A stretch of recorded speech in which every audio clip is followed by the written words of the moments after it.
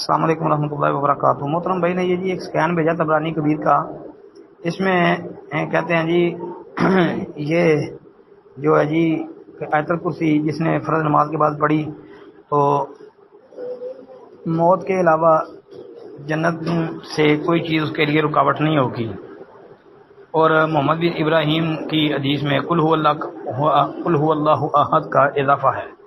اچھا محترم بھائی، پہلی بات تو یاد رکھیں کہ یہ روایت ثابت نہیں ہے، ہاں یہ محمد بن ابراہیم کذاب ہے، اس پر محدثین نے جرح کی ہے، تو اس لیے یہ روایت صحیح نہیں ہے۔ باقی الگ سے صرف آیت الکرسی پڑھنے کا جو ذکر ہے حدیث میں کہ ہر فرض نماز کے بعد جو آیت الکرسی پڑھتا رہے گا، اس کے اور موت کے درمیان اس کے اور جنت کے درمیان موت رکاوٹ ہے، اس کے اور جنت کے درمیان موت رکاوٹ ہے، وہ بھی ابو امامہ رضی اللہ عنہ سے مروی ہے، لیکن وہ ثابت ہے، حسن ہے انشاءاللہ۔ لیکن جس میں قل هو اللہ احد کا اضافہ ہے وہ صحیح نہیں ہے، جیسا کہ یہ ہے۔ السلام علیکم ورحمۃ اللہ۔